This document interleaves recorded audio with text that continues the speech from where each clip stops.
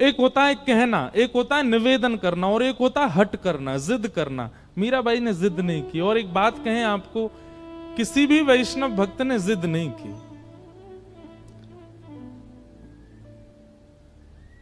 हमारे वृंदावन के तो कई रसिकन को ऐसा भाव है, भैया प्रिया प्रियतम अपने नित्य निकुंज विलास में हैं, हम जिद करके उनको कायकू और परेशान करें।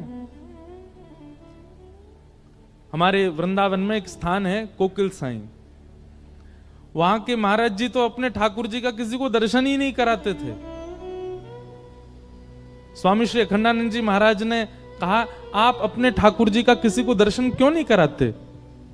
तो कोकिल साई कहते, बोले संसारी लोग हैं, इन पे मांगना ही आता है, और छोटे छोटे प्रिया प्रियतम अपने नित्य निकुंज विलास में हैं। अब उनसे वो वैसे ही इतने संकोच में रहते हैं, और हम लोग जाके उनसे कुछ मांग लेंगे तो और कितने संकोच में आ जाएंगे। इसलिए भैया हमारा वृंदावन मांगवे को स्थान है ही ना है, देवे को स्थान है। स्वयं को दे दो। पूरी दुनिया में आप मांगिए।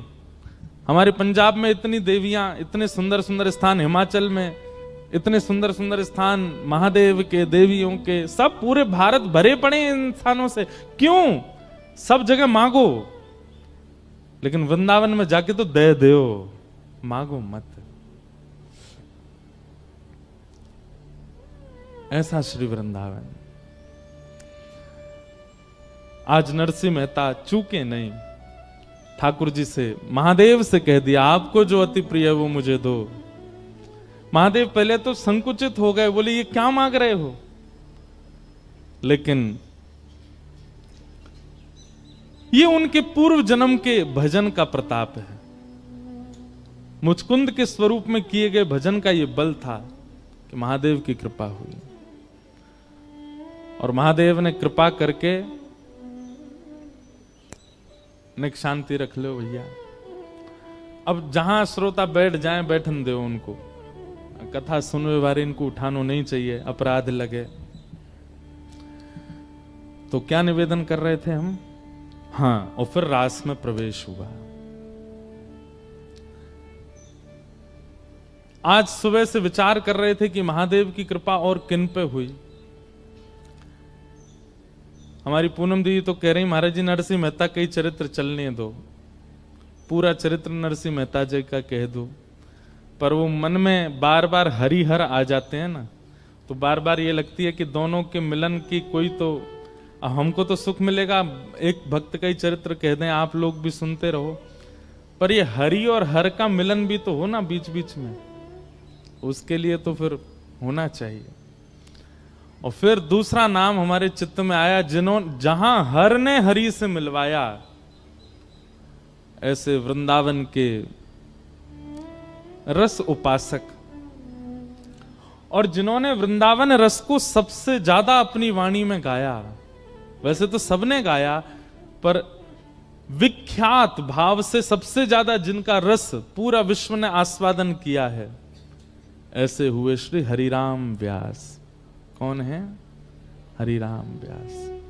श्री हरिराम व्यास जी महाराज श्री विशाखा सखी के अवतार। निकुंज में दो सखी प्रधान हैं, एक श्री ललिता जी और दूसरी श्री विशाखा जी। श्री ललिता जी हमारे ब्रजमंडल में स्वामी श्री हरदास जी के रूप में प्रकट हुई, और श्री विशाखा जी हमारे ब्रजमंडल में श्री हरिराम व्यास जी के रूप में प्रकट हुए। इन निकुंज की दो अली हैं, दो सखी हैं। वास्तव में ठाकुर जी को किशोरी जी को निहारनो प्रिय है। बहुत ध्यान से सुनियो सब लोग। ठाकुर जी की नित्य उपासना क्या है? किशोरी जी को निहारना, बस। पर किशोरी जी की नित्य उपासना ठाकुर जी को निहारना नहीं।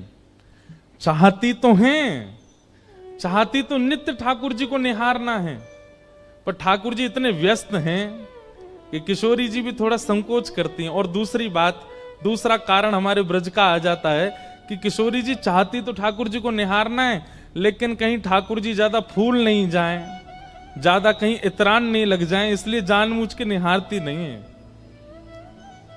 ठाकुर जी हमारे कैसे हैं, नेक अगर किशोरी जी बड़ाई कर दें तो ठाकुर जी फूले नहीं समा में। नेक अगर ज्यादा निहारन लग जाए तो ठाकुर जी स्वयं ही काजर लेके हमें अपनी बिंदी लगा ले, मुझे नजर लग जाएगी आपकी।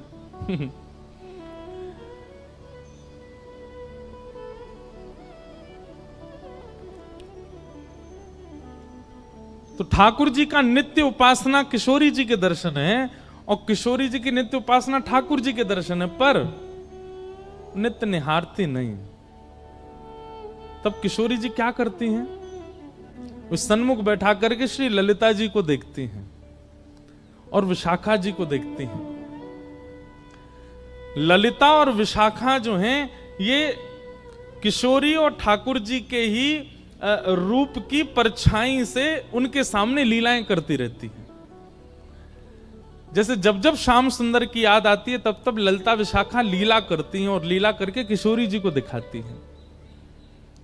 ललिता जी श्री किशोरी जी बनती हैं और विशाखा जी श्री श्याम सुंदर बनती हैं, और ये दोनों लीला करके दिखाती हैं। उसी से किशोरी जी का मन प्रसन्न होता है। तो ऐसा कह दें तो कोई अतिशयोक्ति नहीं कि ठाकुर जी की उपासना किशोरी जी का दर्शन और किशोरी जी की उपासना ललिता विशाखा का दर्शन। वो नित्य निहारती हैं दोनों को। कितनी बड़ी सौभाग्यवती हैं कि अपलक नेत्रों से किशोरी जी निहारती हैं उनको।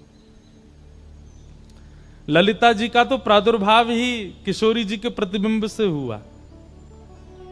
ऐसी कथा आती है कि एक बार निकुंज में ठाकुर जी बोले, हे श्यामाजू चलो आपको श्रृंगार मैं करूंगा। और जब जब किशोरी जी को श्रृंगार ठाकुर जी ने किया है तब तब किशोरी जी को अपनो ही रूप भायो है। जैसे हर किसी को अपने आप को श्रृंगार के बाद देखने की इच्छा होती है, हम कैसे लग रहे हैं। अन्य दिन तो सखियां तैयार करती हैं, कभी कीर्ति मैया श्रृंगार करती हैं, कभी श्री जी स्वयं भी श्रृंगार करती हैं, परंतु अन्य दिन तो किशोरी जी स्वयं को श्रृंगार करके प्रतिबिंब में देखती हैं, दर्पण में देखती हैं और फिर आगे लीला में चली जाती हैं। पर जिस दिन ठाकुर जी श्रृंगार करके जाते हैं किशोरी जी का, किशोरी जी प्रतिबिंब के सामने ही बैठी रहती हैं, स्वयं को ही निहारती हैं। आज ठाकुर जी ने किशोरी जी का श्रृंगार किया, पत्रावली पधराई, आंखन में काजर लगायो, सुंदर निज कर गूथ सुमन के गजरा, ये अपने ही हाथ पहरावत है। तू है सखी बड़ भाग बड़ी, नंदलाल तेरे घर आवत है। जैसे घर में देखा है ना, कभी बहनें बैठी हैं एक दूसरे के केश गूंथती हैं, ऐसे किशोरी जी बैठी हैं और ठाकुर जी उनके केश गूंथ रहे हैं। और किशोरी जी को आज इतना सुख मिल रहा है, इतना इतना आनंद है, पर प्रकट नहीं करती हैं। ठाकुर जी ने श्रृंगार किया, सुंदर पुष्प ला करके किशोरी जी के केशन में ऐसे सुंदर सुंदर गुच्छ बना करके श्रृंगार किया, और जैसे ही दूर से प्रतिबिंब लेकर के श्याम सुंदर आए, बोले हे श्यामाजू विराजो, देखो मैं आपको दर्पण दिखाऊं। और जैसे ही ठाकुर जी ने प्रतिबिंब दिखायो, किशोरी जी तो निहारती रह गई अपने स्वरूप को। अब ठाकुर जी जैसे ही दर्पण दूर करें, किशोरी जी के नहीं, या कुछ सामने ही रहने दो, यहीं स्थिर कर दो। ठाकुर जी कह रहे हैं वाह, अपने रूप को निहार रही हो। बोले अपने रूप को ना निहार रही, या रूप में चढ़े भये श्रृंगार को निहार रही हूं, और वो श्रृंगार कैसे कियोगे वो चिंतन कर रही हूं। अब तो इतना सुंदर लग रहा है किशोरी जी को अपना स्वरूप की वो ठाकुर जी को भी कह रही है ना, दूर बैठो मुझे देखन दो। ठाकुर जी कभी पर्दा डाल दें, कभी दर्पण हिला दें, किशोरी जी नाराज है, बोले याकू मत छेड़ो, मेरे सामने ही रहने दो। अब तो किशोरी जी कुंज में भी जा रही हैं तो वहां पर भी ऐसे ऐसे दर्पण लगाएं कि जहां किशोरी जी नजर घुमाएं अपनो ही प्रतिबिंब देख रही हैं। ठाकुर जी बोले इतनो प्रिय लगो आपको मेरे द्वारा किए गए श्रृंगार, क्यों ना या श्रृंगार के स्वरूप को ही स्तब्ध स्थिर कर दिया जाए। और तभी किशोरी जी अपनी स्वरूप को देख करके बोली, हे ललिते। और जैसे ही अपने स्वरूप को ललिते कहो है, तो किशोरी जी को जो प्रतिबिंब है वो प्रतिबिंब ही श्री ललिता जी के रूप में प्रकट है गया। श्री ललिता अली, ललिता सखी आ गए। तो सोचो, जब जब किशोरी जी विरह में हो, वैसे तो विरह होवे ना आए, सखी है ना दें, लेकिन फिर भी जब भी कभी वियोग होवे, जब भी कभी याद आवे, श्री ललिता जी को देख लें किशोरी जी। ऐसी ये दो सखी हैं, ललिता और विशाखा। उनमें श्री विशाखा जी के जो अवतार हुए हमारी पृथ्वी पर, जिनका नाम है हरिराम व्यास। हरिराम व्यास, श्री हरिराम व्यास जी के लिए श्री नाभा गोस्वामी जी कहते हैं, उत्कर्ष तिलक अरुदाम को भक्त इष्ट अति व्यास के, काहू के आराध्य मच्छ कच्छ नर हरि सूकर, बामन फर साधरन सेतु बंधन जू शैल कर, एकन के यह रीत नेम नवधासों लाए, सुकुल सुमुखन सुवन अच्युत गोत्री जू लढ़ाए, नौ गुण तोरी नूपुर्ग हो महत सभा मधिरास के, उत्कर्ष तिलक अरु भाल के, उत्कर्ष तिलक अरुदाम को भक्त इष्ट अति व्यास के। श्री हरिराम व्यास। एक बात याद रखिएगा, भक्तमाल जी में श्री नाभा जी ने भगवान के भक्तों को केवल भक्त कहा, लेकिन हरिजनों के भक्तों को श्री नाभा गोस्वामी जी भक्त राज कहते हैं। बहुत ध्यान से सुनिएगा, जो ठाकुर जी के भक्त हैं श्री नाभा जी कहते हैं ये केवल भक्त हैं, इनकी उपाधि केवल भक्त की है, लेकिन जो ठाकुर जी के भक्तों के भक्त हैं ये भक्त राज हैं, ये भक्तन के राजा हैं। आप लोग अपने घर में प्रिया प्रियतम की सेवा करते हैं, लड्डू गोपाल की सेवा करते हैं, किशोरी जी की सेवा करते हैं, आप केवल भक्त हो, और उनकी सेवा से ऊपर आपके लिए कुछ भी नहीं है तो आप भक्त हो। लेकिन अमृतसर में कोई ब्रजवासी आ जाए और आप मचल जाओ, आपके नेत्र तड़पने लग जाएं, आपको हृदय व्याकुल हो जाए, आपके मन में इच्छा हो कि बस कैसे हम जामे जाके उनके दर्शन कर आए, नए कुंते मिले आए, उनको अपने हाथ की कछु बनी सामग्री पवाए, उनके बैठ के दो वचन सुनियाए। ठाकुर जी से भी अति प्रेम यदि हरिजनों से है तो श्री नाभा जी आपको भक्त राज कहेंगे, ये भक्तन के राजा। और एक बात हम आपसे स्पष्ट कह दें, ठाकुर जी से प्रेम करना सहज है, पर हरिजनों के प्रति प्रेम होना ये सबसे कठिन है। हरिजनों से प्रीति नहीं हो पाती, हरिजनों के प्रति वैसा प्रेम नहीं हो सकता। और वाकई लैया भी अगर आपको प्रयास करना हो, देखो एक बात हमारी बात बहुत ध्यान से सुनिएगा, एक तो सामने कैमरा वाले भैया ने बैठ जाओ, अगर तुम्हारा कैमरा स्थिर है गो तो हमें देखे ही ना रहे बेचारे। जय हो। तो ठाकुर जी की सेवा बहुत सरल है। सवेरे 7 बजे मंगला करते हो, किसी दिन 8 बजे कर दोगे तो ठाकुर जी नाराज नहीं होंगे, और काऊ दिना 5 बजे ही कर दोगे तो भी ठाकुर जी नाराज नहीं होंगे। ठाकुर जी को राजभोग में कढ़ी चावल खवा दो तो भी ठाकुर जी राजी हैं, ठाकुर जी को केवल दही भात खवा दो तो भी राजी हैं, कुछ नहीं तो दूध को भोग लगा दो तो राजी हैं। रात में शयन के समय ठाकुर जी को भोग लगाओ तो राजी, नहीं भोग लगाओ दूध धरा के, नहीं तो चना चनोरी मिश्री लगा दो तो भी राजी। सुबह दो सेज पे तो राजी, नहीं सुबह भूल गए ठाकुर जी बैठे खुद सो गए तो भी बेचारे राजी, कुछ नहीं कहेंगे। ठाकुर जी की सेवा तो बहुत सरल है, बहुत सहज है, उसमें तो आपको परिश्रम करना ही नहीं पड़ता है। पर हरिजनों की सेवा, हरिजनों की सेवा तो कठिन है। अगर किसी भक्त को आपने प्रसाद के नाम पर केवल दूध भोग दे दिया, चना चनौरी धर दिए सामने, तो महाराज भ्रगुटी टेढ़ी करके देखोगे, जी का पवार हो भैया, या के काजे लेके आया तू हमें अपने घर। वो तो टोक भी देगा, वो तो रोक भी देगा, वो तो नाराज भी हो जाएगा।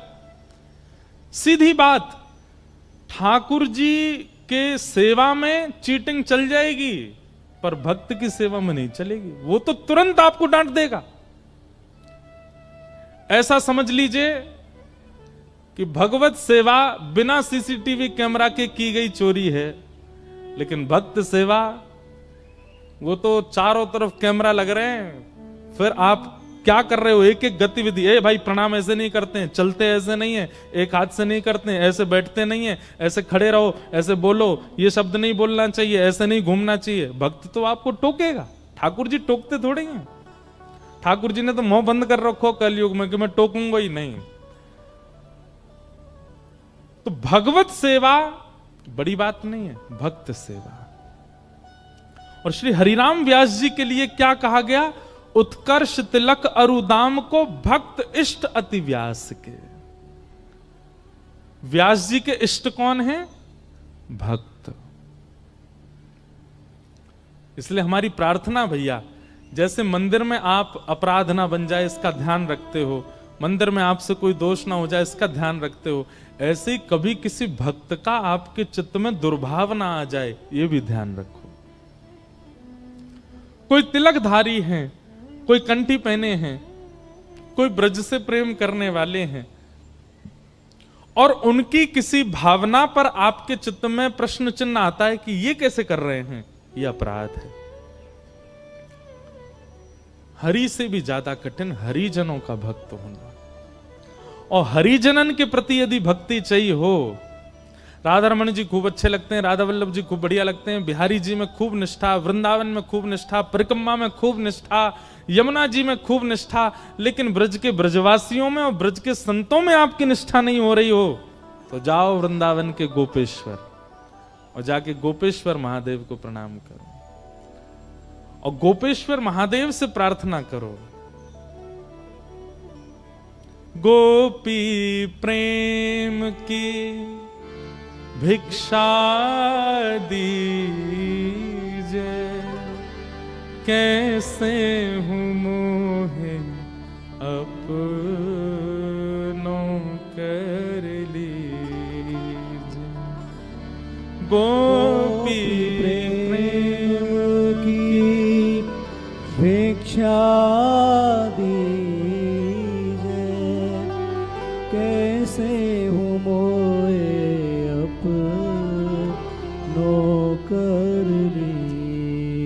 हमारे वृंदावन के पंचायतन मैंने कितनी बार कहा है, वृक्षों को प्रणाम, रज को प्रणाम, यमुना जी को प्रणाम, ब्रजवासियों को प्रणाम और गोपेश्वर महादेव को प्रणाम। इन पंच प्रणामों के बाद किसी देवालय में जाइए। यदि गोपेश्वर महादेव को प्रणाम नहीं किया गया होगा तो बिहारी जी के बगल में, आपके बगल में स्वामी श्री हरदास जी भी खड़े हो जाएंगे तो उनको पहचान नहीं पाओगे। ये गोपेश्वर महादेव ही करवाएंगे। कल हमने सुना रास में प्रवेश महादेव की कृपा, और आज हम सुनेंगे भक्त इष्टों के प्रति स्नेह महादेव की कृपा से। ठाकुर जी से प्रेम करना हम सिखाएंगे ही नहीं इन 7 दिनों में, वो तो आप सब करते हो, वो तो आप सब जानते हो, पर जिनसे हमारे हरि रीझ हैं, ऐसे हरिजनों से प्रेम ये महादेव सिखाएंगे, ये महादेव बताएंगे। हरिराम व्यास जी कैसे हैं, बोले भक्त इष्ट अति व्यास के। आप देखेंगे बिल्कुल सूर्य और चंद्रमा की तरह परिवर्तन हुआ हरिराम व्यास जी के जीवन में महादेव की कृपा से। पहले के हरिराम व्यास कैसे हैं वो तो हम बाद में कहेंगे, पर बाद के हरिराम व्यास, शंकर जी से मिलने के बाद हरिराम व्यास जी कैसे हैं।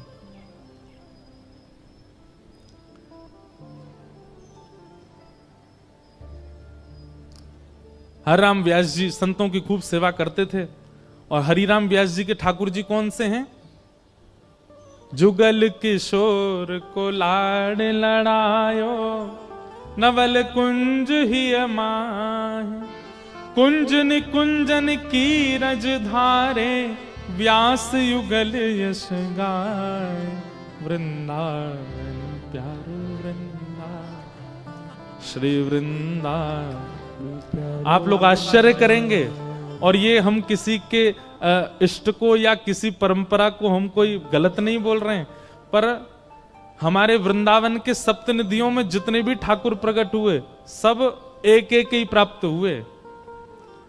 रूप गोस्वामी को गोविंद देव मिले, सनातन गोस्वामी को मदन मोहन मिले, गोपाल भट्ट गोस्वामी जी को राधा रमण मिले, और कौन से रह गए बीच में हैं? हृदयवंश महाप्रभु जी को राधा वल्लभ जी मिले, मधु पंडित जी को गोपीनाथ जी मिले।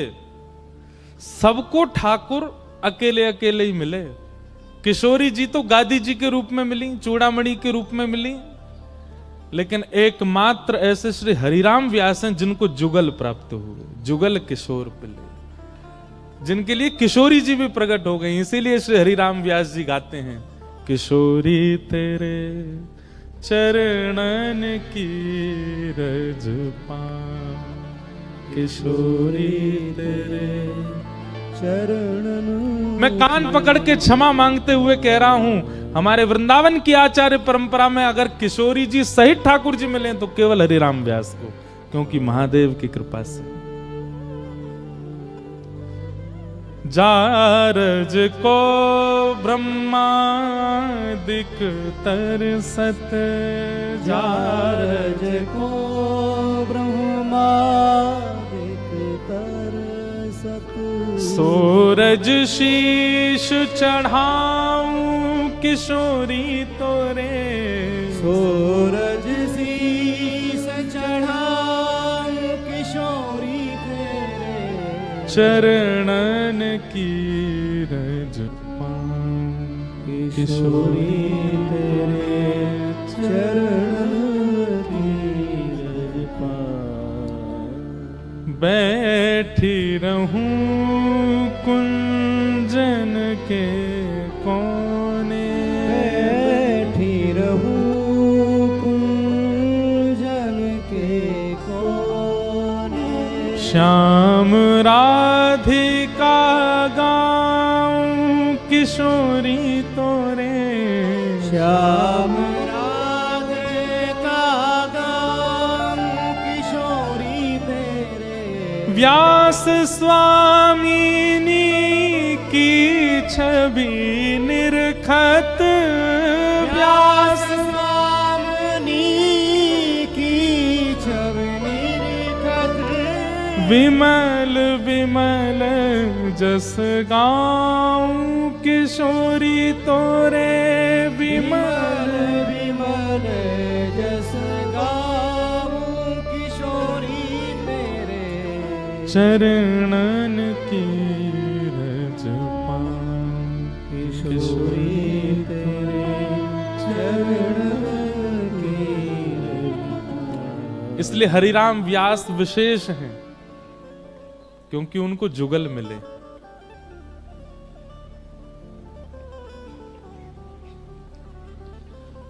तो श्री विशाखा जी ये प्रकट हुई कलयुग में हरिराम व्यास जी के रूप में, और आपका जन्म हुआ ओरछा के एक शुक्ल परिवार में, एक दिव्य ब्राह्मण कुल में आपका जन्म हुआ। नाम आपका हरिराम शुक्ल रखा गया, हरिराम शुक्ल। हमने पूरा चरित्र लिख भी रखा अपने पास, आज सुनाते हैं प्रेम से। अच्छा, कई लोग ना वो बहुत जल्दी आके बैठ जाते हैं कथा में, आगे आगे बैठ जाते हैं, फिर बीच में उठ के जाते हैं। ऐसों से हमारी प्रार्थना कि आप जिनको जल्दी जाने का होता है ना, 6-7 बजे जिनको जाना ही है, वो पीछे ही बैठ जाए करो। आप कब आए कब गए किसी को पता नहीं चले। लेकिन जो बेचारे पूरी कथा सुनने के भाव से बैठे उनको विक्षेप नहीं हो। अवर और प्रवर दो प्रकार के श्रोता बताए गए भागवत जी में।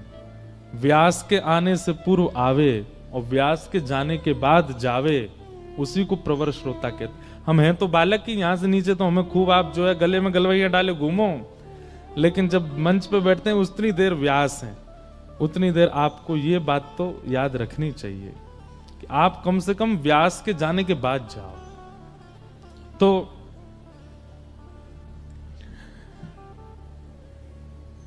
हरिराम शुक्ल जी का जन्म हुआ और बाल काल में आपने सरस्वती मंत्र को सिद्ध कर लिया। हमें याद है सरस्वती मंत्र, और हमने खूब उसकी उपासना भी की है, और उसी कृपा से कि आप सबको कथा सुना रहे हैं।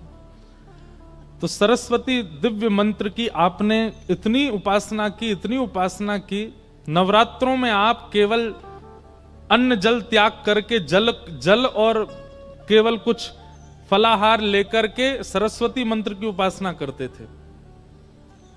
और उससे ऐसा हुआ कि व्यास हरिराम शुक्ल जी के जिह्वा पर वाग देवी सरस्वती साक्षात विद्यमान हो गई। और उसका प्रभाव यह हुआ कि आपने अध्ययन करके स्वयं को इतना विद्वान बना लिया कि आप जिस जगह जाते वहां के विद्वानों को हरा देते। काशी में जिस गुरुकुल में आप पढ़े थे, उस गुरुकुल में सब विद्वानों ने मिलकर के सारे छात्रों में से आपको चुना और चुन करके मंच पर बुला करके आपकी विद्वत्ता से प्रसन्न होकर के आपको व्यास की उपाधि प्रदान की। इसलिए नाम पड़ गया हरिराम व्यास। हरिराम व्यास। एक दिन हरिराम व्यास जी के मन में आया कि क्यों ना मैं पूरी पृथ्वी पर दिग्विजय करूं। अच्छा, एक तो विद्वान, दूसरे रूपवान, सुंदर रूप भी था, और तीसरा ओरछा के एवं ओरछा के आसपास के राजघरानों के ये कुलगुरु भी थे। सब राजा इनके आगे हाथ जोड़े खड़े रहते थे। भागवत जी कहती हैं, कम आयु का होना, बहुत योग्यताएं प्राप्त कर लेना, बहुत सम्मान मिल जाना, स्वरूप का होना और सत्संग का ना होना, यह पतन का कारण बन जाता है। आप रूपवान हैं लेकिन सत्संग नहीं करते हैं तो आप रूप गर्विष्ठ हो जाओगे। आप धनवान हो लेकिन सत्संग नहीं करते तो धन का अहम आपके अंदर से कभी नहीं जाएगा। आप योग्यताओं से परिपूर्ण हो, विद्वान हो, गाना आता है, नाचना आता है, या कोई भी कलाओं से निपुण हो, लेकिन सत्संग नहीं है तो वो कला आपको एक दिन गिरेगी नीचे। इसलिए कितनी भी योग्यताएं हो, उन योग्यताओं के साथ सत्संग आवश्यक है जीवन में। हरिराम व्यास जी के पास सब कुछ था, सत्संग ही नहीं था। एक दिन हरिराम व्यास जी के मन में आया कि विद्वान तो हम हैं ही, इतने राजा हमारे चेला हैं, रूपवान भी सब कुछ है, क्यों ना दिग्विजय की जाए, पूरे भारत में मुझसे बड़ा कोई विद्वान ना हो ऐसी घोषणा करवा दी जाए। और उसके लिए क्या करना पड़ेगा? बड़े बड़े विद्वानों के पास जाकर के हमको शास्त्रार्थ करना पड़ेगा। सब लोग इधर देखो, सावधानी से सुनो।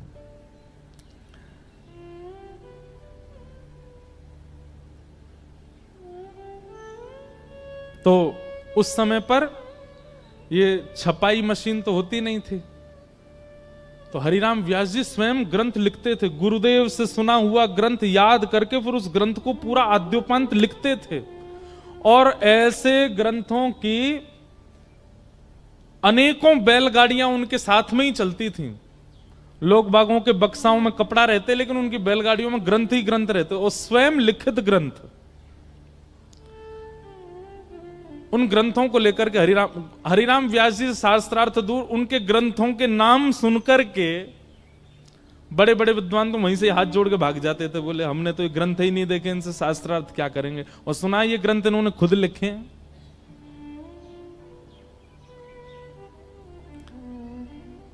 बाल्यकाल में आप लोगों ने एक चतुर ब्राह्मण की कथा सुनी होगी, उसका नाम था तेनाली राम। सुनी? याद किसी को भी नहीं होगी कोई कथा, पर तेनालीराम की कथा सबने सुनी है। तेनालीराम एक बार एक राजा के यहां गए, वहां राजा के यहां एक बहुत बड़ा कोई विद्वान आया और उसने पहले से ही अपने शिष्यों को भेज करके कहा कि हम राजा को कह दीजिए हम उसके यहाँ के विद्वानों को हराने आ रहे हैं और उसके कुलगुरु बनने आ रहे हैं। तो राजा बोले भैया हमारे गुरुजी तो कहीं गए हुए हैं और ये विद्वान आ रहा है, आकर के सबको हरा देगा, खुद आकर के हमारा गुरु बन जाएगा, इसको कैसे रोका जाए। तो तेनालीराम, एक तो होता है कि अनपढ़ गंवार, एक होता महागंवार, एक होता वज्र गंवार। वज्र बिल्कुल कुछ जानते ही नहीं है। तो तेनालीराम बोले हम लड़ेंगे, हम शास्त्रार्थ करेंगे। तो राजा बोला आपको आता है सब? बोले वो तो हम बाद में बताएंगे हमको क्या क्या आता है, आप तो केवल उसके सामने हमको शास्त्रार्थ करने दो। तो सामने वो विद्वान आकर के बैठ गया। विद्वान आकर के बोला हां जी किस विषय पर शास्त्रार्थ होगा? तो तेनालीराम बोले जो तुमको विषय बढ़िया लगता हो वहां से प्रारंभ करो। तो विद्वान बोला हमारी छोड़ो, आप बताओ कोई शास्त्र का नाम, उस पे करेंगे। तो तेनालीराम ऐसे व्यंग में हंसने लगे, बोले हमारे शास्त्र पर तुम बोलने की अभी काबिलियत नहीं रखते, तुम बोलो हम उस पर बोलेंगे। बोले नहीं नहीं नहीं, अब तो तुम्हारा ही शास्त्र सुनना है मुझे। कौन सा शास्त्र है? तो तेनालीराम बोले ठीक है तो हम बता दें? बोले हाँ। बोले तिलकाष्ठ महिषबंधनम, चलो इस विषय पर चर्चा होगी। विद्वान बोलो कौन सा शास्त्र? बोले तिलकाष्ठ महिषबंधनम। तिलकाष्ठ महिषबंधनम। अब सामने जो विद्वान बैठा था उसने अपने चेलाओं को देखा, बोले ये शास्त्र तो हमने कभी सुना ही नहीं। तो सब चेला बोले गुरुजी भलाई इसी में कि यहां से ऐसे ही चल दो, कहीं हमने शास्त्रार्थ किया और आपने शास्त्र का ही नाम नहीं सुना और इसने कहीं दो चार और बातें बोल दी, आपसे उत्तर नहीं देवा तो नाक और कटेगी हमारी। तो बेचारा वो विद्वान उसको लगा कि भैया हमने तो इस शास्त्र का नाम ही नहीं सुना। तेनालीराम ने उसको खूब सुनाई, खड़ी खोटी सुनाई और कहा आ जाते हैं, आइंदा कभी मत आना इस नगर की ओर, तो मुंह उठा के भी मत देखना, देख लेना एक शास्त्र बोला, अभी तो ऐसे मुझ पर 56 करोड़ शास्त्र और रखे हैं। विद्वान बोला क्षमा कर दो हम जा रहे, चला गया।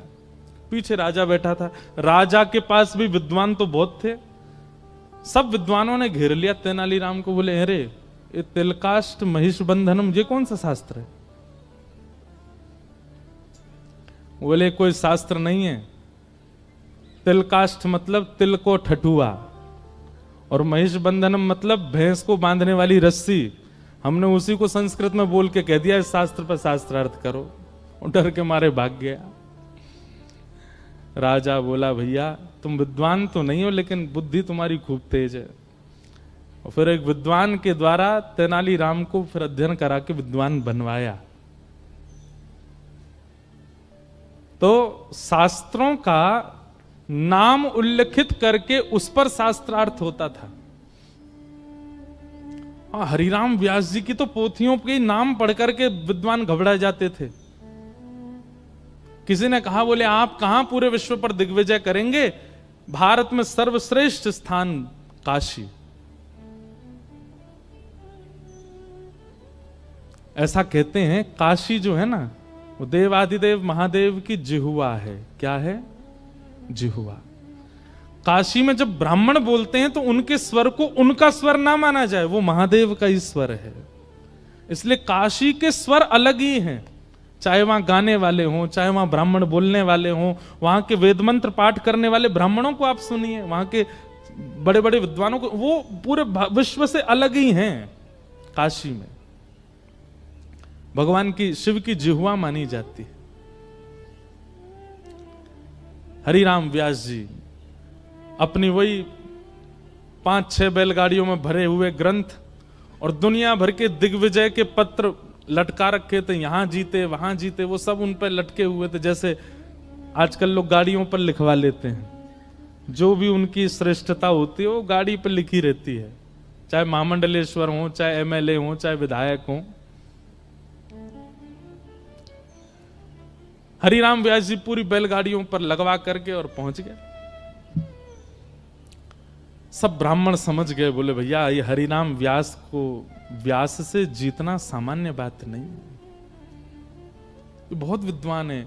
वाग्देवी सरस्वती की कृपा है इनके ऊपर, इन्होंने सरस्वती मंत्र को अभिमंत्रित कर रखा है, इनकी जिह्वा पर सरस्वती नर्तन करती है, कैसे जीतेंगे हम इनसे।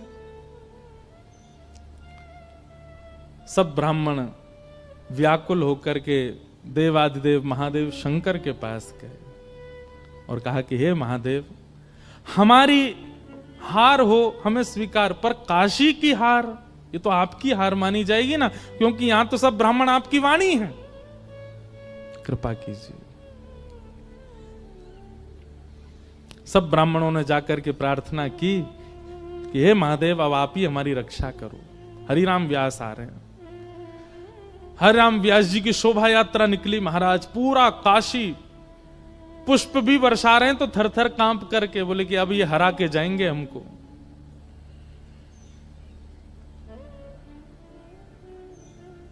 महादेव ब्राह्मणों से बहुत प्रेम करते हैं। बंधुओं, ब्राह्मणों से प्रेम करने का कारण भी, मैं कोई जाति विशेष पर बोलूं ऐसा मेरा भाव नहीं, पर ब्राह्मण की जीविका ठाकुर जी ही हैं।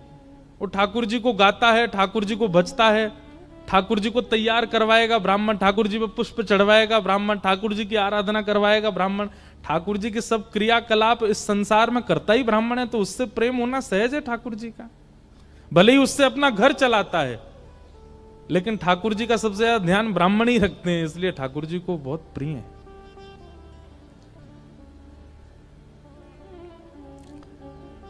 ब्राह्मणों की आराधना सुनकर के महादेव बोले अब हम जाएंगे, और एक दिव्य दीनहीन से ब्राह्मण का रूप धारण करके महादेव पहुंचे हरिराम व्यास जी के पास। व्यास जी संध्या से निवृत्त होकर के प्रसाद आदि पाकर के बैठे थे, प्रतीक्षा कर रहे थे कोई शास्त्रार्थ करने आए। बाहर द्वार पर दो सेवक खड़े थे, तभी शंकर जी ने जाकर के कहा प्रणाम, हम व्यास जी से मिलने आए हैं। सेवकों ने भीतर जाके कहा, बोले महाराज द्वार पर एक ब्राह्मण आया है। हरिराम व्यास जी बोले बुलाओ बुलाओ बुलाओ, उससे तो हमको शास्त्रार्थ करना है। और तुरंत अपना आसन सुव्यवस्थित किया, ग्रंथ निकाल करके रख लिए, और जैसे ही महादेव पहुंचे, बिल्कुल साधारण सी धोती है, साधारण सा गमछा डाला हुआ है, दीनहीन से ब्राह्मण, पतले दुबले, एक एक नस दिखाई दे रही है।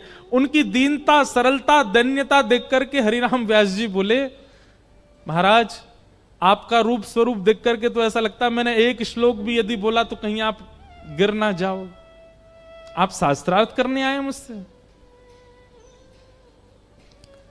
महादेव बोले नहीं नहीं, हम शास्त्रार्थ करने नहीं आए, हमने पूरे काशी में आपकी प्रशंसा सुनी, आप बड़े विद्वान हैं, आपके पास सारे प्रश्नों के उत्तर हैं, सारे ग्रंथ आपको कंठस्थ याद हैं, हम तो अपनी एक जिज्ञासा लेकर के आए हैं आपसे पूछने।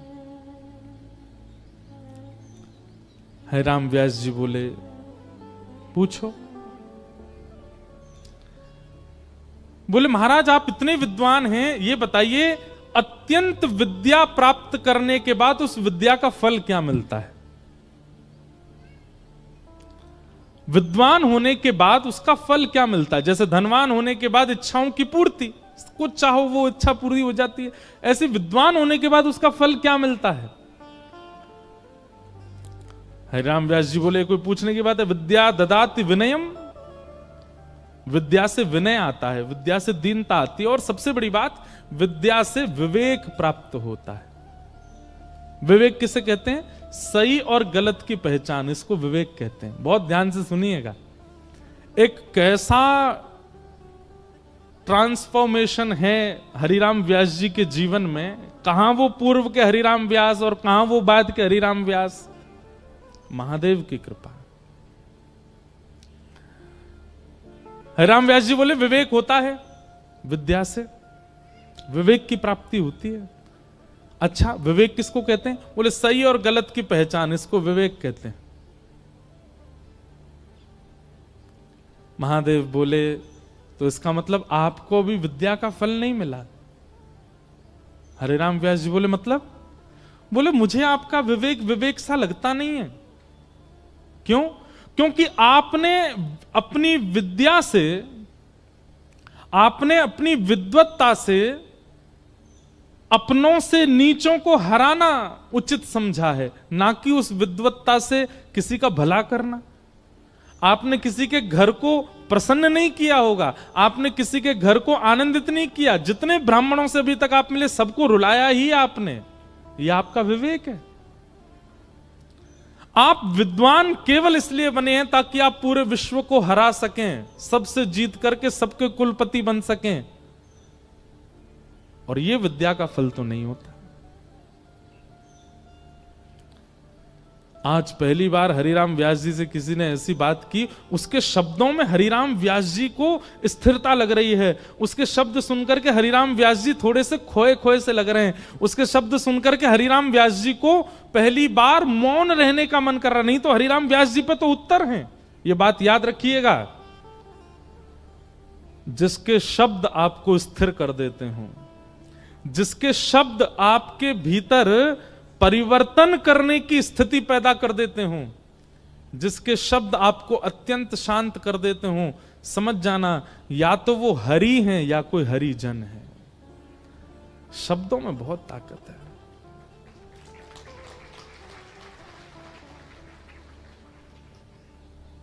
अगर मुझसे पूछा जाए पूरे विश्व को कौन चला रहा है, तो शब्द। यहां जितने लोग बैठे हैं, कई लोग अपने जीवन में बहुत उपलब्धियां प्राप्त कर लेंगे शब्द की कृपा से। कई लोग अपने जीवन में वृंदावन की प्राप्ति कर लेंगे शब्द की कृपा से। कई लोग अपने जीवन में विरक्तता को प्राप्त कर लेंगे शब्द की कृपा से। और क्षमा कीजिएगा, कई लोग दुष्ट बन जाएंगे, कई लोग राक्षस प्रवृत्ति के हो जाएंगे, वह भी शब्द से। शब्द। हरिराम व्यास जी ने तुरंत हाथ जोड़े, बोले महाराज मुझे तुरंत सत्य बताइए, आप कौन हो? आप कोई सामान्य नहीं हो, आपका परिचय क्या है? और जैसे ही कहा आपका परिचय क्या है, इतने में ही जटा जूट धारी, त्रिपुंड मस्तक पर लगा है, त्रिनेत्रम त्रिशूल हाथ में लेकर के, गले में सर्पों की माला, आहा चिदानंद रूप शिवोहम शिवोहम चिदानंद रूप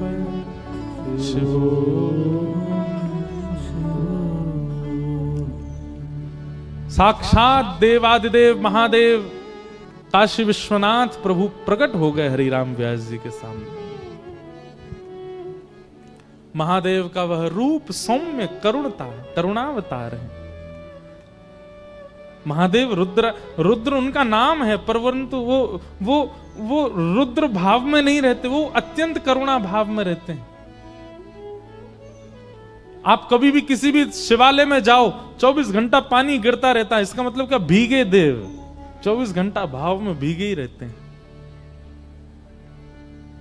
महादेव प्रकट हो गए और प्रकट होकर के हरिराम व्यास जी के सिर पर हाथ फेरने लगे। आज हरिराम व्यास जी को अपने जीवन में किए गए समस्त क्रियाओं के प्रति पाप की भावना आने लगी।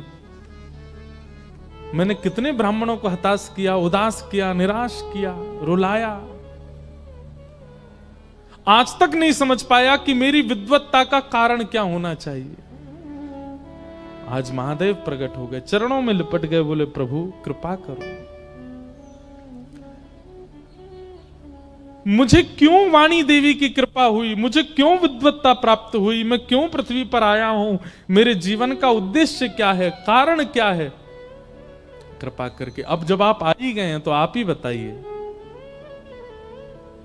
देखो, नरसिंह मेहता के भाव में और हरिराम व्यास जी के भाव में एक बात स्पष्टता लगी, पूर्ण समर्पण। आप बताइए, हम आपसे कोई जिज्ञासा ना प्रकट करें, आप बताओ, क्योंकि जानते हैं कि महादेव जिस मार्ग का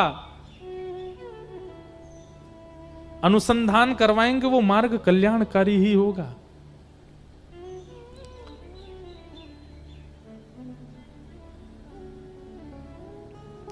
महादेव हाथ फेर करके हरिराम व्यास जी से कहते हैं, व्यास जी,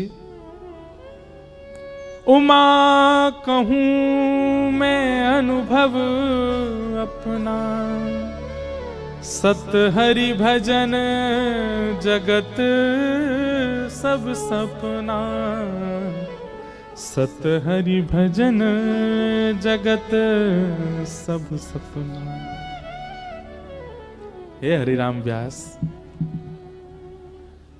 इस संसार में कितनी भी उपलब्धियां प्राप्त कर लो, तुम हमेशा अपने आप को अपूर्ण ही समझोगे।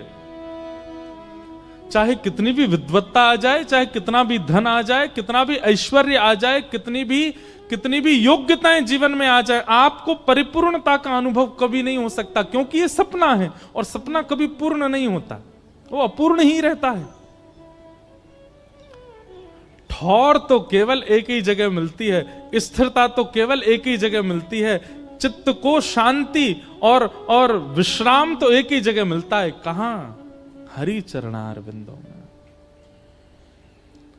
और व्यास जी, तुम कोई सामान्य जीव नहीं हो, तुम कोई सामान्य मानव नहीं हो, तो कौन हो? अरे नेत्र बंद करो, विचार करो, अपनी पूर्व की लीला का दर्शन करो। और हरिराम व्यास जी ने जैसे ही नेत्र बंद करके देखा, जैसे स्मृति में आया, तो क्या पाया? स्वयं को निकुंज में श्री विशाखा अली के रूप में देखा। महादेव ने दर्शन कराया कि तुम तो पूर्व की विशाखा सखी हो। ये व्यास बनना और पूरे विश्व को पराजित करना, ये तुम्हारा स्वरूप नहीं है। तुम्हारा स्वरूप तो वृंदावन को प्रतिष्ठित करना है। वृंदावन की महिमा बढ़ाने के लिए ठाकुर जी ने तुमको इस पृथ्वी पर भेजा है। हे विशाखा, हे हरिराम व्यास, अपनी विद्वत्ता से वृंदावन चंद के यश को गाओ, श्री युगल सरकार के यश को गाओ, और सबसे बड़ी बात, वृंदावन के यश को गाओ।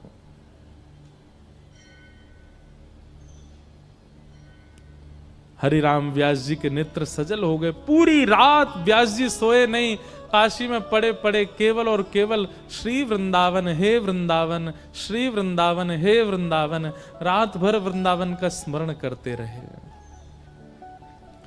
सुबह उठते ही सबसे पहले गए ओरछा। क्यों? अब देखो, बहुत सावधानी से सुनिएगा। महादेव की जब आज्ञा हो गई थी कि वृंदावन जाओ, तो सीधे वृंदावन क्यों नहीं गए? हरिराम व्यास जी के मन में अब आत्मग्लानि हो रही है कि मैंने इतना समय व्यतीत कर दिया बिना वृंदावन गए। मेरी करीब 30-35 वर्ष की आयु हो गई और मैं अभी तक वृंदावन नहीं गया। अब मैं किस मुंह से सीधे वृंदावन चला जाऊं? मैं मेरी श्यामा जी को, अपनी किशोरी जी को, जबकि उन्हीं की सखी हैं, उनको कैसे मुख दिखाऊं कि मैं धराधाम पर आकर के यहाँ की माया में इतना तल्लीन हो गया कि भूल ही गया कि मैं तो नित्य सहचरी हूं। अब किसी गुरु के जैसे अपराध करने के बाद में ये होता है ना, कोई बड़ा हमारी होड़ लेवे, कोई बड़ा हमारी साइड लेकर के हमारे आगे आगे चले और हमारी वो हमारी थोड़ी अर्जी लगा दे कि इसको क्षमा कर दो। तो अब गुरु की इच्छा, आज पूरे विश्व का गुरु बनने वाला स्वयं शिष्य बनना चाह रहा है। हरिराम व्यास जी के मन में आ रही है, कोई गुरु जी जीवन में आ जाएं, उन गुरु जी के साथ वृंदावन जाएंगे, अकेले नहीं। अब हरिराम व्यास जी अंतर्मुखी हो गए। अब ज्यादा मन में कोई और चिंतन नहीं चलता है, केवल वृंदावन जाना है, वृंदावन जाना। बड़े बड़े राजा आते हैं, आकर के अपने लाखों के जवाहरात उनके चरणों में अर्पित कर देते हैं, पर हरिराम व्यास जी को अब कोई मान सम्मान भाता नहीं, अब तो केवल वृंदावन जाना। एक दिन वेतवा नदी के तट पर सुबह सुबह हरिराम व्यास जी बैठे थे और तभी वहां एक नवल दास नवल रामदास नाम के एक भक्त बैठ करके पद गा रहे थे।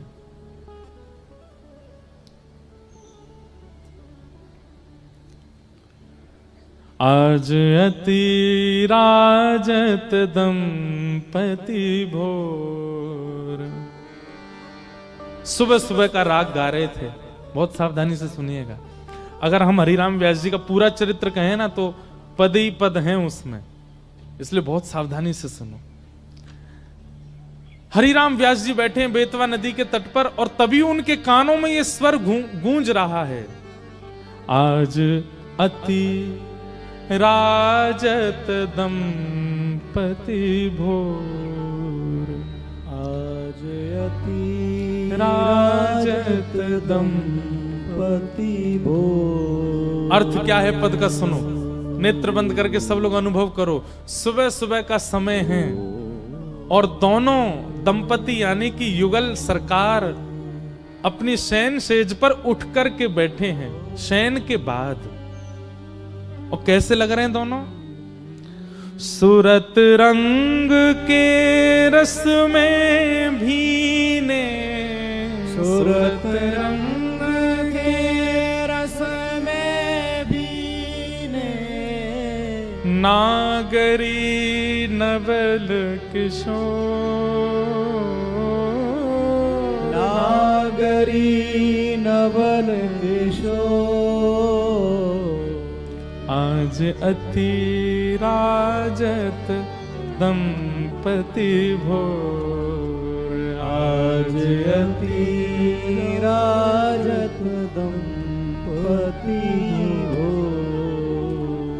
आसन पर भुज दिए विलोकत, आसन पर भुज दिए विलोकत। एक दूसरे के गले में गलवैयां डाल रखी है श्री राधा वल्लभ बिहारी जी ने और एक दूसरे के मुखमंडल को देख रहे हैं। आसन पर भुज दिए विलोकत, आसन पर भुज दिए विलोकत। इंदु वदन विवियो, इंदु वदन विवियो। करत पान रस मात परस पर, करत पान रस मात परस पर। लोचन त्रसित चको, लोचन त्रसित चको। मानो श्री हरिराम व्यास जी को प्रत्यक्ष दिखने लगा।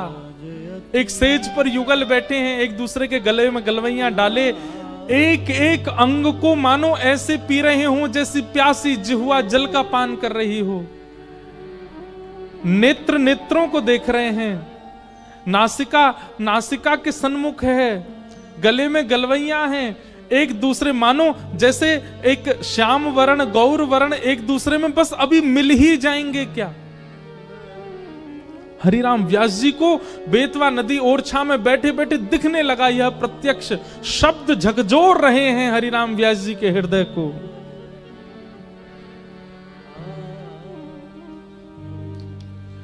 आहा, दोनों सेज से उतर के चलने लगे तो कैसे चल रहे हैं?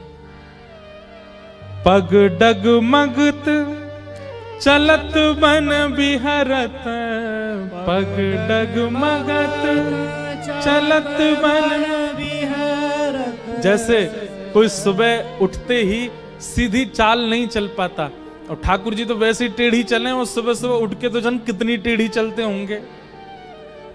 और सुबह सुबह जब उठता है ना व्यक्ति तो वो पूरी पूरी चाल पूरे पूरे चरण नहीं बढ़ाता, धीमे धीमे चरण, थोड़ी उसकी गति जो है वो धीमी होती है। कैसे लग रहे हैं दोनों? कि पग डगमगत चलत बन बिहरत, पग डगमगत चलत बन बिहरत। रुचिर कुंज घन घोर, रुचिर पुंज घन घोर। जय श्री हित हरिवंश लाल ललना मिल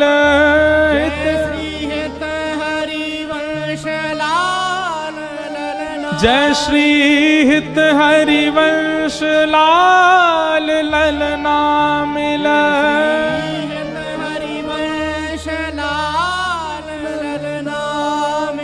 हियो सिरावत मोर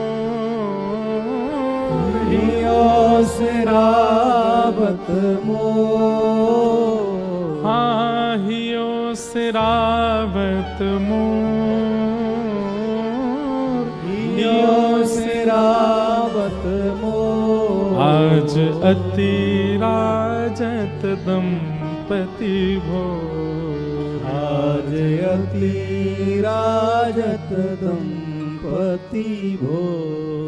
हरिराम व्यास जी बैठे तो थे समाधि में, लेकिन जब नेत्र खुले तो रोम रोम मानो अश्रु जल से भर चुका हो।